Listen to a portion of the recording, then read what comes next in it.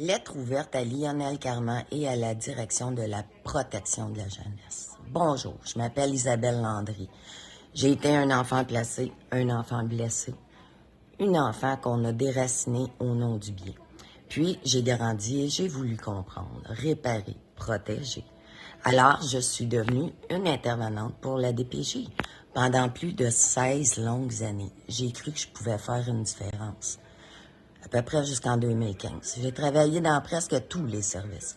Réception des signalements, application des mesures, éduc interne et externe, suivi en famille d'accueil. Et bien sûr, j'ai été en intervention directe avec des enfants et des parents. Je l'ai toujours fait avec cœur, même quand j'avais plus rien et même quand vous m'avez fait travailler en dépression majeure. Aujourd'hui, je ne fais plus partie du système. J'ai coupé mon lien d'emploi volontairement en janvier. Ça m'a arraché. Parce que ce lien, c'était bien plus qu'un emploi, c'était une part de ma réparation, de ma mission. C'était mes ailes, mais j'ai compris que rester, c'était trahir ce que j'étais. Rester, c'était devenir témoin complice d'un ravage que je ne peux plus tolérer. Monsieur Carman, monsieur le directeur national, à quand le vrai grand ménage, pas vos commissions bonbons? À quand l'écoute des travailleurs et travailleuses qui voient ce que vous refusez d'admettre? À quand des espaces pour réfléchir avec les bonnes personnes, celles qui savent encore ce que c'est d'intervenir avec l'humanité, celles qui veulent réparer et non punir pour leur propre ego?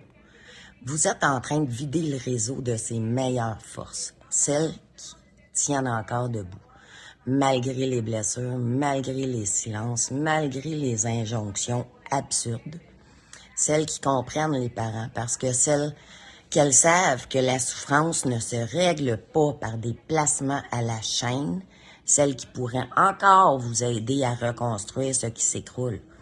Mais, comme moi, elles s'en vont une à une parce qu'on ne peut pas soigner dans un système qui blesse.